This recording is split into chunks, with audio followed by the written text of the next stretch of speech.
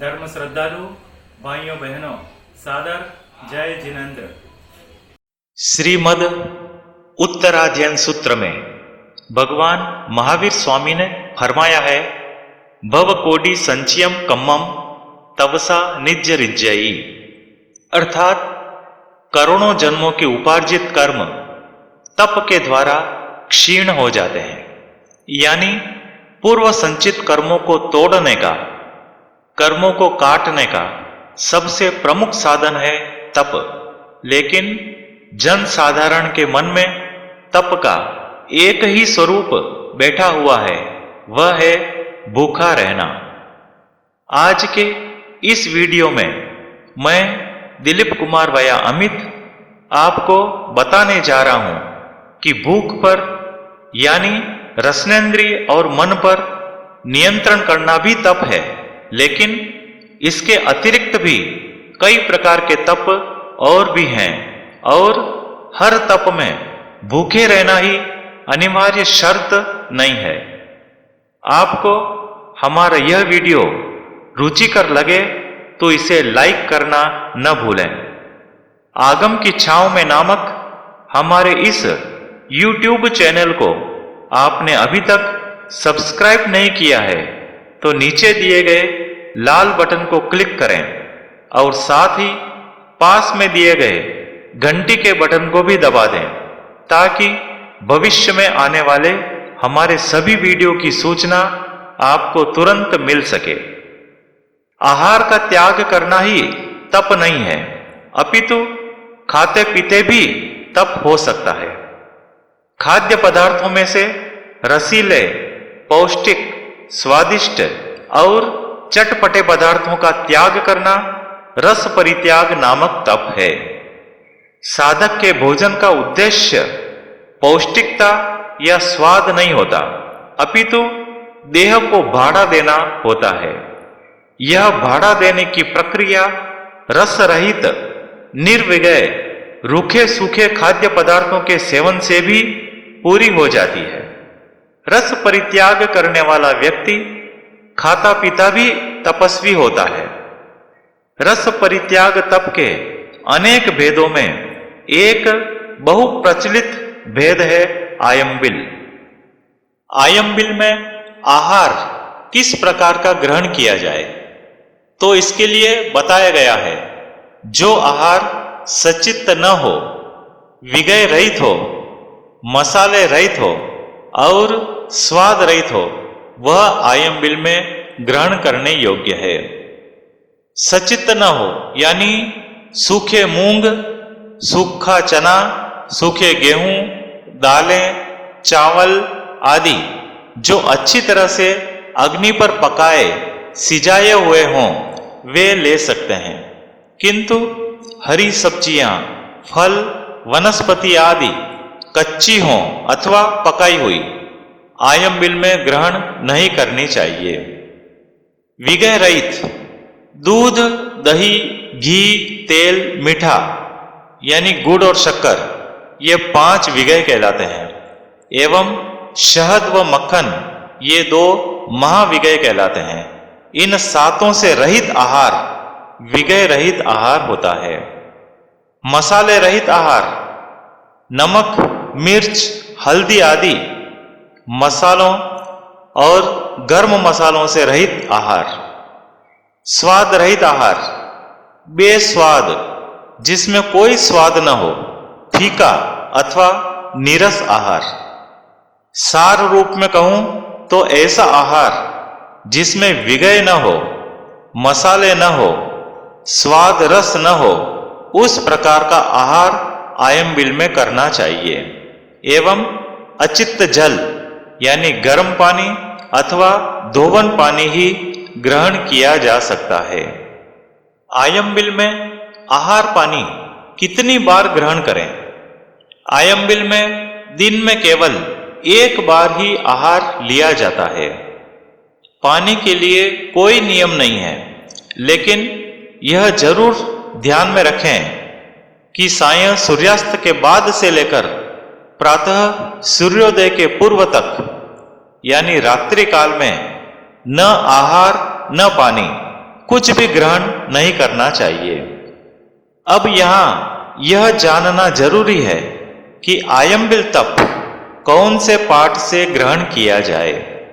तो स्क्रीन पर दिखाई दे रहे इस पाठ के द्वारा साधु मुनिराज के पास से या किसी श्रावक के पास से अथवा स्वयं यह पाठ बोलकर आयंबिल तप ग्रहण किया जा सकता है। यह पाठ है आयंबिलम पचक्खामि अनत्थना भोगेणम सहसा गारेणम लेवा लेवेणम उक्कित्त विवेगेणम गिहत्थ संसट्ठेणम परिट्ठावणिया गारेणम महत्तरा गारेणम सव्व समाहि वत्तिया गारेणम वो सिरामी। यदि किसी अन्य के पास से यह प्रत्याख्यान लिया जाता हो तो ऐसे समय में तप ग्रहण करने वाले को प्रत्याख्यान सूत्र के अंतिम शब्द वो सिरामी को स्वयं भी कुछ ऊंची आवाज में दोहराकर अपनी सहमति व्यक्त करनी चाहिए। इस पाठ में कुल 8 आगार बताए गए हैं। प्रतिज्ञा ग्रहण करते समय जो कुछ छूट रखी जाती है उसे आगार कहते हैं। आयंबिल सूत्र के आगार इस प्रकार हैं।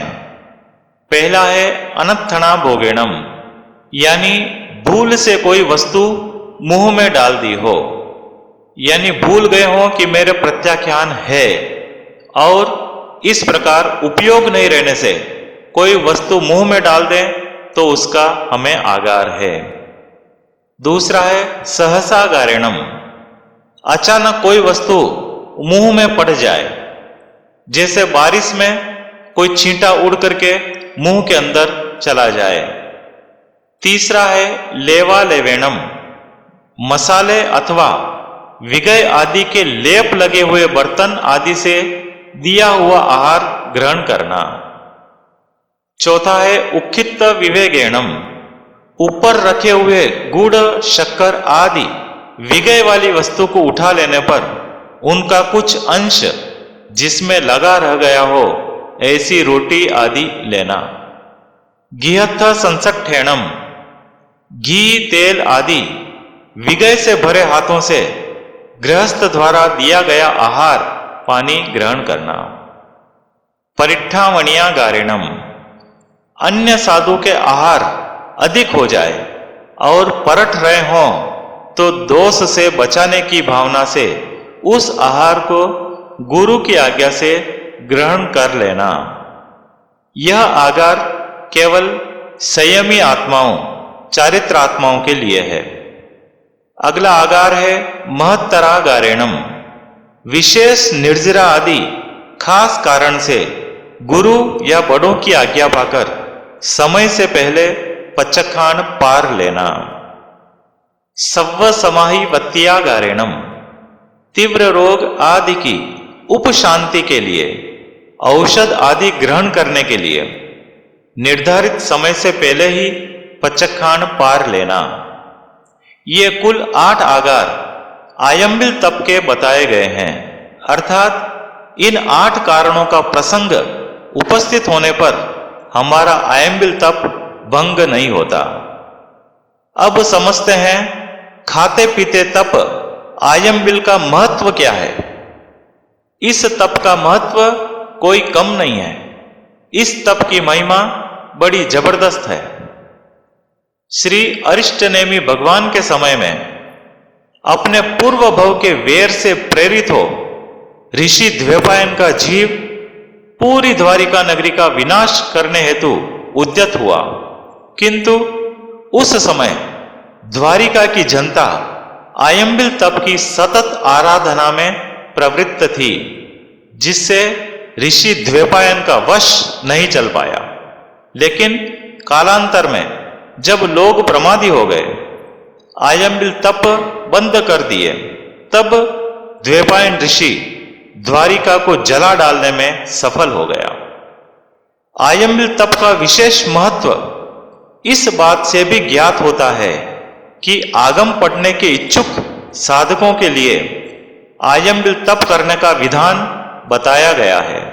जैसे श्रीमद् भगवती सूत्र पढ़ने के लिए 186 आयम्बिल, तो श्रीमद उत्तराध्ययन सूत्र पठन के लिए 20 आयम्बिल का विधान है और श्रीमद नंदी सूत्र के वाचन के लिए 3 आयम्बिल।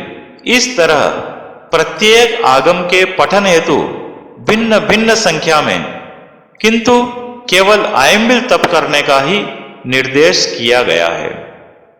पूर्वाचार्य तो यहां तक फरमाते हैं कि नरक में 1000 करोड़ वर्ष काल तक दुख भोगने से जितने अशुभ कर्म नष्ट होते हैं उतने कर्म मात्र 1 आयम्बिल तप की शुद्ध आराधना से क्षय हो जाते हैं। आयम्बिल तप का फल कई गुना बढ़ाया भी जा सकता है। आप पूछेंगे कैसे? जिस दिन आप आयम्बिल तप करना चाहते हैं उस दिन प्रातः कम से कम नवकारसी, पौरसी, 1.5 पौरसी, 2 पौरसी के साथ आयम्बिल तप ग्रहण कर सकते हैं। आयम्बिल तप के साथ एकल ठाना तप भी किया जा सकता है। साथ ही अगली सुबह जिस दिन पारना हो उस दिन भी नवकारसी, पौरसी आदि के साथ पारना करने से आयम्बिल तप का फल अनेक गुना अधिक बढ़ाया जा सकता है।